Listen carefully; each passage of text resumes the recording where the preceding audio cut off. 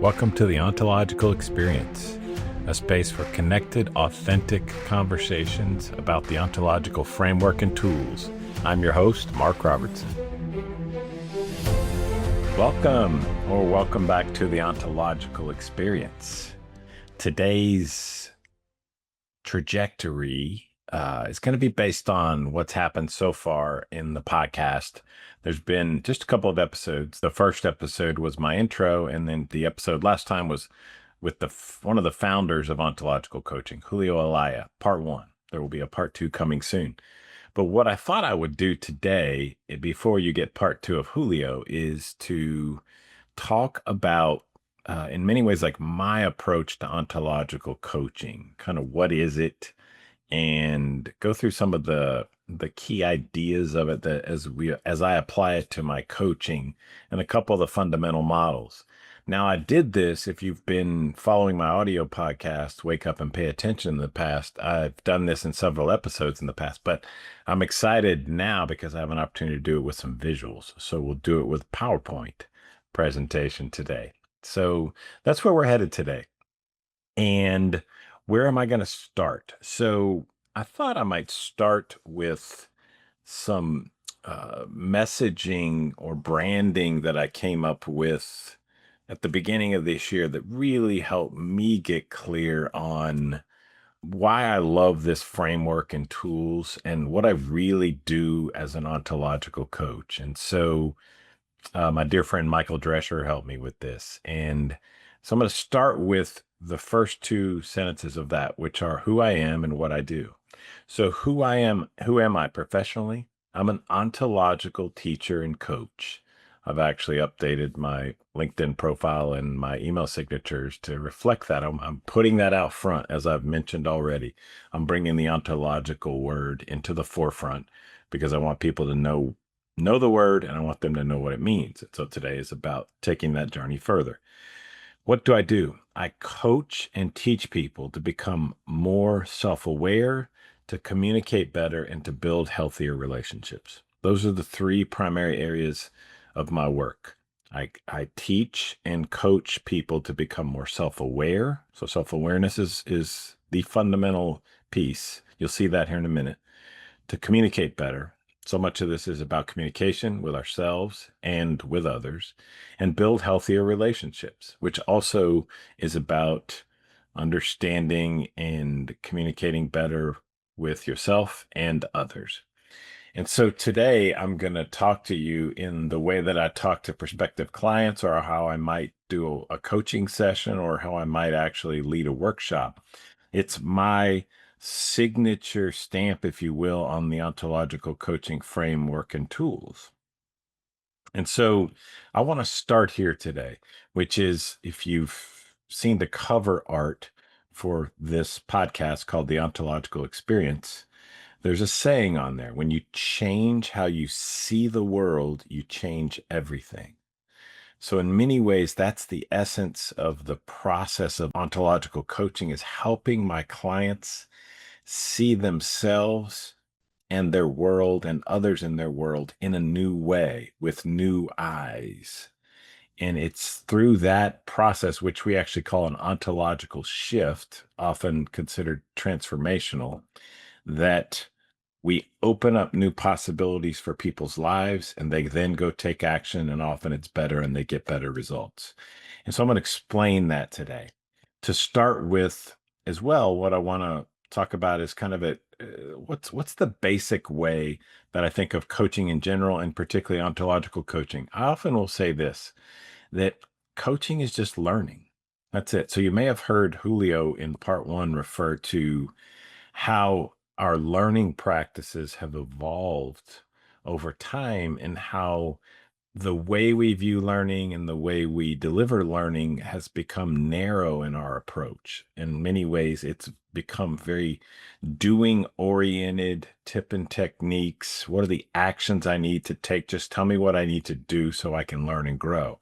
And ontological coaching is asking us to step back and notice there's more to it than that. It's not dismissing that, because taking new action is critical to learning. There's a saying I read years ago, new awareness with no new action creates more despair. So it's like now I see what the problem is, but I'm not acting differently. So I feel worse about it in many ways, is what that's saying. But we're saying as ontological coaches, there's more to it than just focusing on doing. In fact, our approach is to step back first and look at being. That's what ontology means.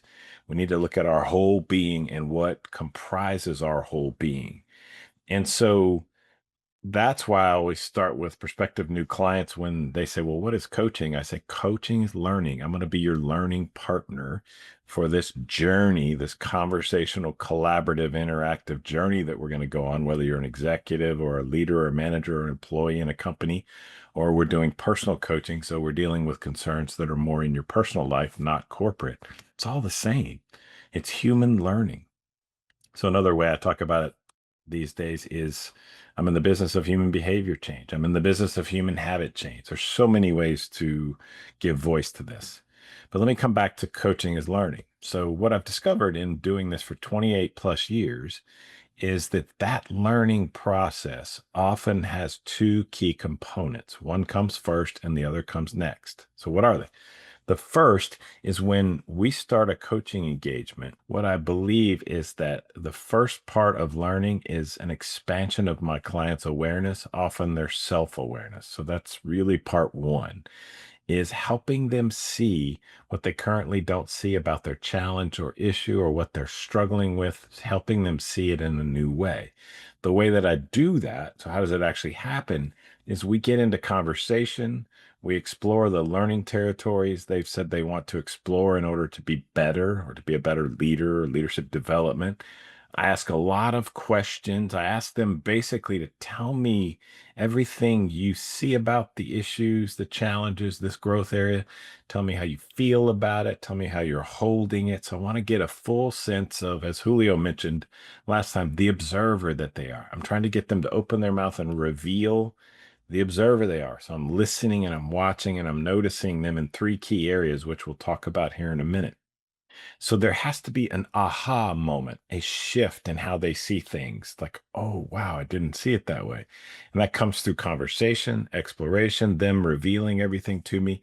And then often what I find these days, because I tend to specialize, I think, in helping people get unstuck, in helping people move through that difficulty, that challenge where they're wrestling with, I don't know what to do, help. So often the way that happens is they will talk for a long time. I'll ask a lot of questions and probe. And then at some point I'll say, let me give you some feedback. Here's what I'm actually seeing and hearing. And usually when I do that, they're like, oh, wow.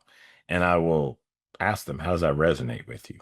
And usually they're like, whoa. And then a lot of times right behind that, I'll do some teaching. So remember I said I'm an ontological teacher and coach.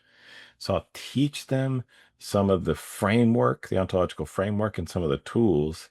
And as I teach them that, I can almost see them open and go, wow, I hadn't seen it that way. I didn't realize it was that way. Or they'll begin to question some of the ideas and beliefs they have about what we're talking about and holding with certainty, and they'll loosen up. So again, I think you get the flavor. There's an opening, there's a shift in awareness. Once we get that, then it's really kind of interesting. It's almost automatic. Like I don't even have to suggest or offer what they might do. It's with that shift, with that change in how they see it, they almost immediately know, now I know what I can do. And I'll explain this later in this episode with one of the models. You'll see how it comes to life. Or sometimes they go, wow, I see a number of new possibilities, but I'm not sure. Or sometimes we have to explore possibilities. So there's different variations of that. But it's always expansion of their awareness and often self-awareness and awareness of others. And then we have to put it into action. Like we have to put it on the ground in their life, personally or professionally, or personally and professionally. They've got to practice. They've got to review that practice afterwards, how it went. They've got to refine that practice over time. And that's the building of a new habit. So that takes commitment and openness and curiosity. And often the back half of coaching is this cyclical process of them practicing, coming back and reporting on it.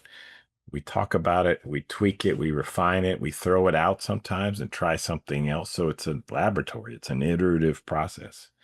And that's coaching. Eventually, they usually arrive at one or more new actions that are producing better results and organically the engagement comes to an end. And that can last typically anywhere from, these days I found with people that are really committed, it can just be 3 or 4 sessions and they go. Sometimes it's 3 months, sometimes it's 4 months, sometimes it's 6 months, sometimes it's year long or longer. But I find more these days that we're getting to it faster and they're moving through it quicker, the clients I'm working with, and they kind of can take it and run with it on their own a bit sooner. So let me take this time to then show you what I'm talking about. In December of 2023, I made the decision to start a podcast because I wanted to share the framework that I've been working with for 28 years.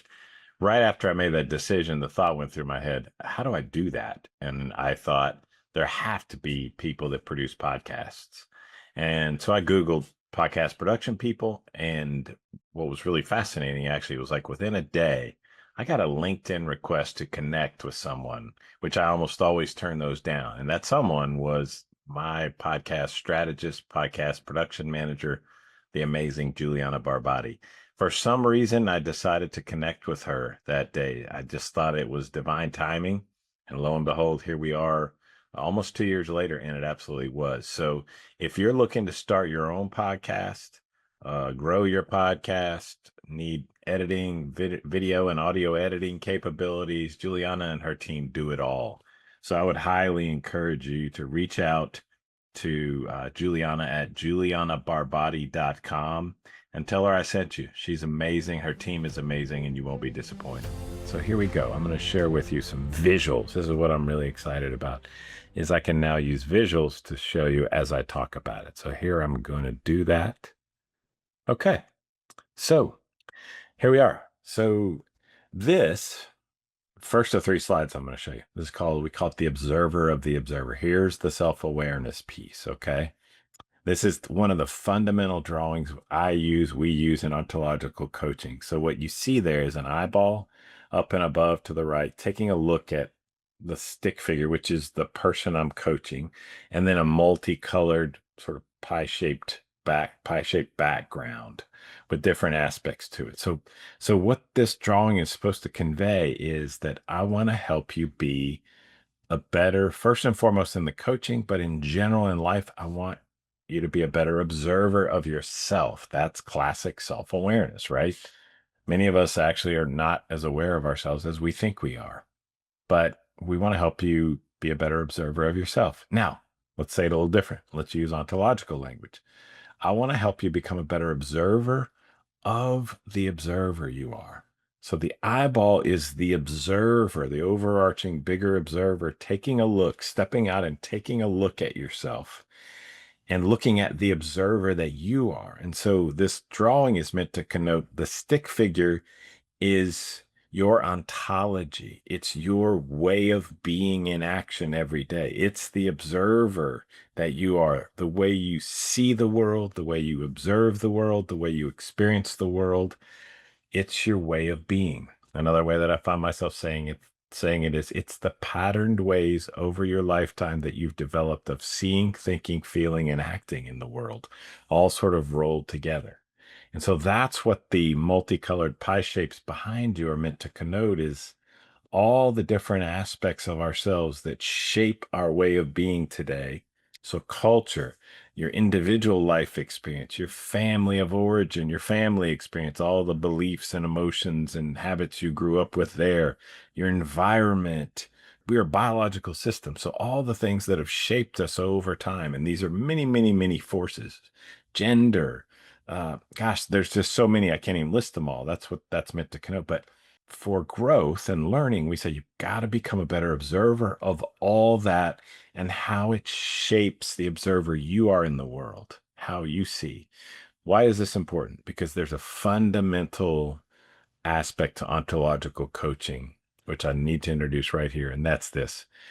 There are no two same observers on the planet.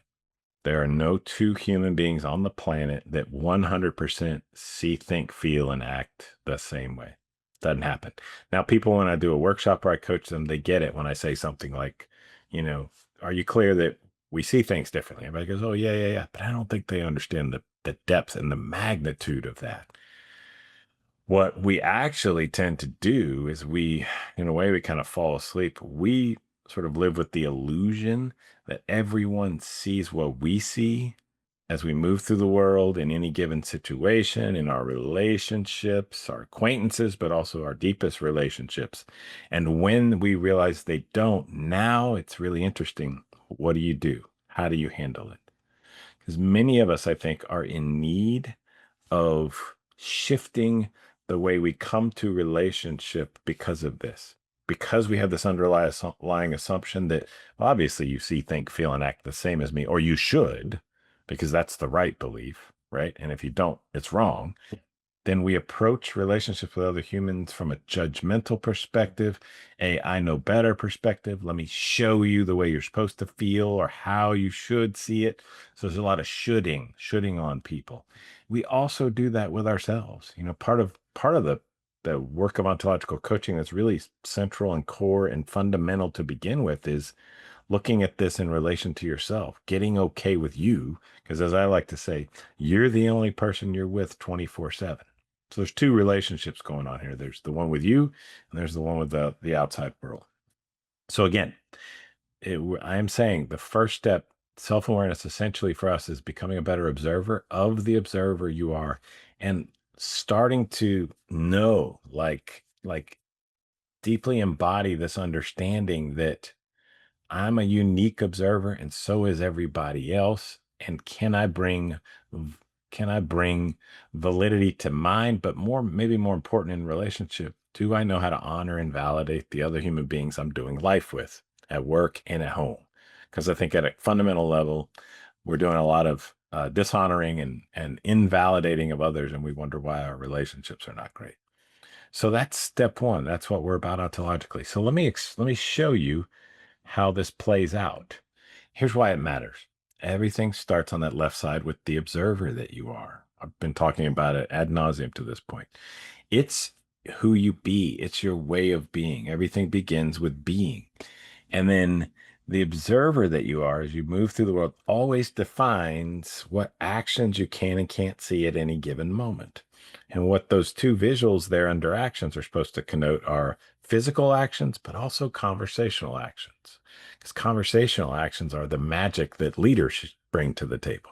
Leadership is conversational in nature, but we also take physical actions.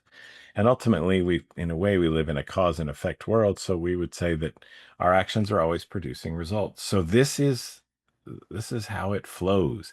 We start with being, we then move to the middle. That drives your doing, and your doing is producing what you have or what you're getting. Now, we would say then if you look at this flow and you can't quite see it, but right here underneath it is supposed to be a positive sign. If with that flow, what you're doing is working, it's positive, you're getting the result you want with a capital R, we say nothing to change. This is not usually where we're coaching. The only coaching realm here would be in terms of celebrating how well this is working. Where we often are working and coaching is when you get a result and it's not what you want, as we denote by the negative sign. And so I ask people, like, what do you do when you take an action and you don't get the result that you want? So you take an action here, but you don't get the result that you're looking for. Most people do this. We come back and we loop back and we say, well, let me do something different. Now, right? Classic, what we call insanity is doing the same action over and over again, waiting for a different outcome or result. Some people do that because they don't see that they're up to that. But if we see it, then what we'll often do is like, I tried the action I could see first. Let me try another action. Take an action, get a result. If it's positive, keep doing what you're doing.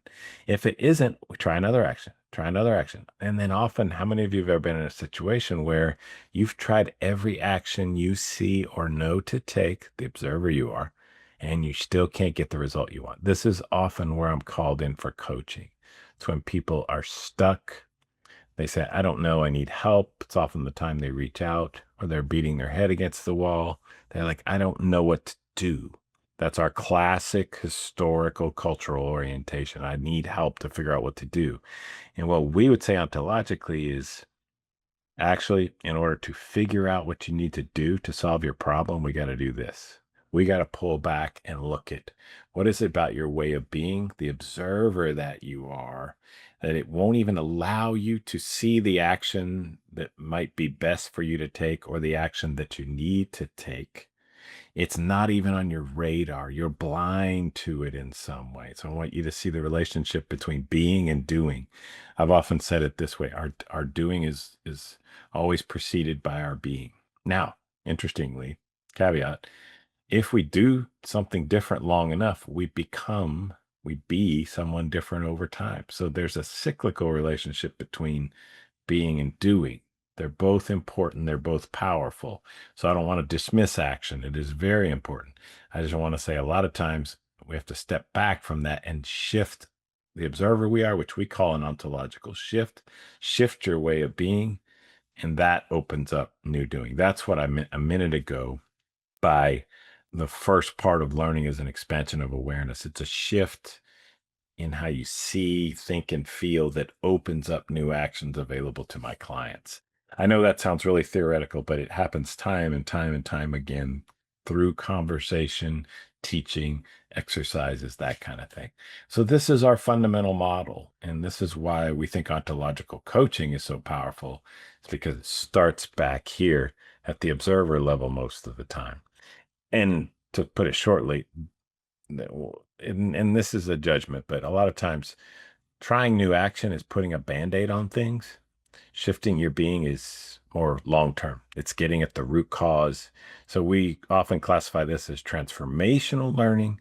This is transactional learning. Again, both need to happen for new results in habit change. Okay. So now one more step. Let's unpack. What do I mean when I say take a look, become a better observer of the observer that you are? What is that observer that you are? What is it that informs how we see, think, feel, and act, how we experience, how we take in the world? Well, here they are. These are the three magic areas. And this is where it gets so powerful. This is the other part of the framework, and the tools live within each of these three areas. And so what are they? The first that I usually talk about is our language. Human beings are linguistic beings. So it's the little voice in your head, your private conversation you have. That's incredibly powerful. What I think many of us don't see fundamentally about language, we have three primary claims we make about language that most people don't know. Human beings are language beings. We've always been swimming in language. The second one is language is generative and creative, not just passive and descriptive. So it is creating something constantly. We'll get into this more as the podcast goes. And the third is language is action. You saw that on the previous drawing with observer actions and results. Is we are acting when we're using language. There's this historical notion that like, hey, stop all that talking and go get something done or go do work, as if talking isn't doing something. And many, many times it is. Even the water cooler conversations are doing something, may not be as effective as other sorts of conversations. So we begin to look deeply at language, your private conversation. I want to ask you to look at what words come out of your mouth, how you're speaking. I want to look at how you listen, because listening is heavily linguistic. We'll look at your belief systems. We'll look at your judgments. I teach something called the basic speech acts or basic language acts. And I asked a group last week that I was working with about this. Have you ever seen these before? And they were all like, no. And that's been the common theme for me in almost 30 years when I ask groups, have you ever seen these? Very, very few people say, yeah, I have. So that's one of the differentiators, I think, with ontological coaching is we can teach you language tools that are powerful actions to use in your conversations, thus becoming better communicators and building better relationships. In a way, what I would say is that's why I love this framework and tools. Many of us are working with a set of language tools, but particularly like a framework and set of tools, trying to communicate effectively, trying to build healthy relationships, but they don't work. They're not nearly as effective as these are. And that's why I love them so much. So we explore language a lot. We also dig into the world of emotion. So you may remember Julio talking about a lot about, so much of our learning in organizations, especially, but I think culturally, is logical and rational learning. It's data, it's measurable stuff. It's scientific. I think, therefore I am, Descartes. stuff, right? But that's the language realm, but that's not all we are. We're two other key parts, one of which is our emotional state. So he talked about a lot of the work that he did in organizations is opening up conversations and creating a space in which people can talk openly about emotions and moods. He gave an example of resentment and the power of resentment. And I think we're very aware of these sometimes, but often aware of these happening in us and with others. We just don't bring it into the conversation. We don't bring it into the learning. So there's a lot to be gained in opening ourselves and doing more emotional learning. As Julio said, and I love the word wholeness, we ontologically ask people to bring their whole self into the coaching, into the workshops, into the growth and learning. I've shown you now two parts of that whole self. So one is language, the other is emotion. So we talk a lot about emotions and moods, and I like to call it emotional awareness and emotional agility. So it's not about controlling them, it's not about using them per se. It's about being more aware of them, understanding that they're in action and working with them. And it's a whole realm that many leaders ignore that can be so powerful. The third realm, the third circle is the body. And so there's a field out there of somatic coaching and body coaching. And it's this mysterious thing I'm showing you with my hands, like that you take everywhere you go. Now, people have probably had out of body experiences, right? But generally, we take this body everywhere we go. We're not just a talking head. We have this whole organ called a body. It's a system, it's a biologically organized system that houses all of our learning. So we talk about embodied learning. We know about our cellular structure. We know about our brain. I mean, many of us, lungs, kidneys, hearts, all that, right, is our body. And so, what does that mean for us in ontological coaching?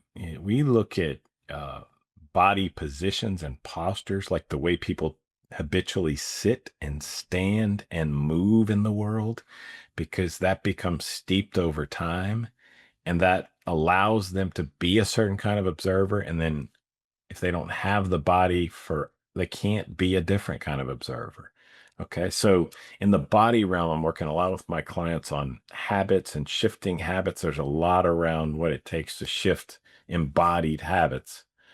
But sometimes we're working actively with different body dispositions to help create what they're trying to learn.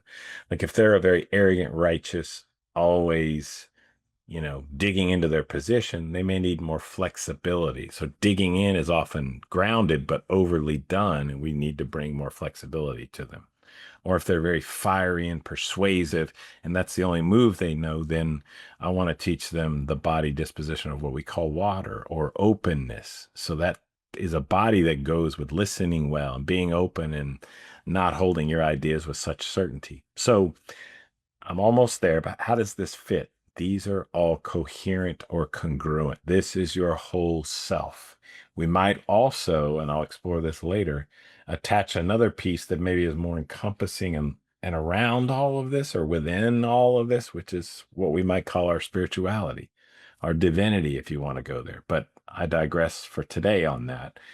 The little observer that you are, that we want you to become a better observer, is a combination, a coherent grouping of your language, emotion, and body. And so what we say that I think is really powerful is well, one thing first, this becomes sort of historically set in place, not fixed, but strong tendencies around that coherence. So, for example, if my internal language is negative most of my life, like I'm not enough, I'm not smart enough, no one will ever love me. Mine for so many years was there's something wrong with me. That's what I keep telling myself. That's going to create a coherent emotional state of inadequacy, hesitation, for me, it was resignation, giving up a lot of ways in life. And then that's also going to create a coherent body. I slouched. I closed myself in. I hid myself in many ways. I didn't want people to see me and discover all of that about me. In fact, I'll tell you a story. I remember one of my best friends' moms told me one time, unsolicited, there were three of us standing there It's Mark, Mark, and Mark, three Marks. We were all best friends. She goes, Mark, pointing at me, stand up straight. Stop slouching. Your shoulders are slouched. And I was like, what? I mean, what are you talking about? I mean, I didn't even know what she was talking about. I didn't see it then, but she saw it clearly. She was pointing at my body, but it told her something about my predominant emotional state, and it told her about how I talk to myself and how I speak out loud. That's the coherence and the connection. And so obviously that's going to create a way of being that's probably not going to be effective or very powerful in life, probably lacking confidence, which I did. And so the growth is in shifting that coherence and working with a coach. And I've done that for 30 years, working with coaches and therapists to change in all three of these areas and create a very solid, strong coherence of my language, emotion, and body. I'm not always there, but I'm there most of the time. So it's a language of I know who I am and I know who I'm not. I know I'm a smart guy. I don't have all the best ideas, and my ideas aren't right. They're just my ideas. I like them a lot, have a lot to offer. I could go on and on about that language, but that's generally how I talk to myself these days. And the corresponding emotion that comes with that, I desire peace. I desire a mood of peace constantly in life. But my moment to moment emotional state is often happy. It's actually an emotional version of peace as well. So emotions are shorter than long-term moods, but it's a steadiness, it's a calmness in life. And that's reflected more and more these days in my body in terms of sitting upright, standing upright, better posture, showing up in the world more confidently. So that's how these three are coherent, congruent. That's the work that I do with my clients. Is one of these three territories is leading out front with them, and it comes across to me, and we begin working in that territory. But we're always also looking to work in two or all three of these territories for a bigger shift. So when I'm coaching my clients, I teach them this stuff in the very first session, and I keep coming back to it. But I tell them, this is how I'm looking at you. This is how if you want to say diagnosing, although I don't like the word, I literally am judging them from care, from respect, from a desire to help them learn and grow. And I'm judging them in all three of these areas, listening deeply to what they say and what they're not saying. I'm noticing their emotional state constantly, and I'm watching the way their body moves and flows as we're having that conversation. And I pick up clues, and then I usually will share with them what I'm picking up, and then I'll teach them, and away we go, because I want them to be able to see that real time in their work. So I'll stop there. These are the fundamental models. Not the perfect way to say all that. I just kind of riffed, but hopefully this gives you a good sense of the areas we're working in as ontological coaches, and hopefully it gives you a sense of how we're different perhaps than other coaching modalities. And look, I'm mindful. I'll kind of say this. This is a three-part model. These have been out there forever. So body, mind, spirit, same thing. That we talk physical, emotional, intellectual, same thing, just different language, right? We've been so many great books and coaches and people are pointing at the same stuff. They're just labeling it a little bit different.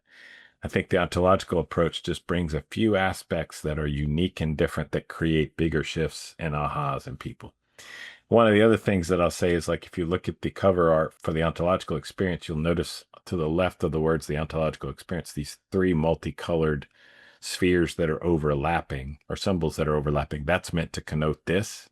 And it really is a representation of the human brain. So if you think about it, these three circles map beautifully to the human brain. The body part is essentially the brain stem, the reptilian brain at the back of your head. The emotional part is the limbic system, which is in the center of our brain. And the largest part of our brain is the linguistic part. It's the neocortex. It's all this top part in the prefrontal cortex, which might be, because that's the biggest part of our brain, might be why we privilege logical, rational thinking and doing and language in our culture so much over the other two, because it's just bigger. It's the bigger part of our brain, perhaps. I don't know. But they're all, we know from neuroscience, those areas are not tightly separate from one another. They're interconnected. They influence and work with one another constantly, and the rest of the body through our nerves that pass information on. I'm going to stop there because my neuroscience is limited in that regard. But anyway, hope you like the model. Stay with me on the ontological experience. We'll talk more about how the coaching works. If you're curious or interested at this time, reach out, drop me an email, mark@coachmark.com. I would love to talk with you about coaching, love to talk with you about a workshop with a group, yourself, others, more typically groups around increasing self-awareness, communicating better, building better relationships. So some of my specialty areas are capacity management, building trust, that sort of thing. So anyway, that's enough for today. Stay tuned. Next time we get part 2 of Julio. You'll get to see the rest of that conversation, and then there's more exciting things to come later. Be well and take care of yourself, and I'll talk to you soon. Thanks for being part of the ontological experience. Until next time, remember, be yourself. Everyone else is taken.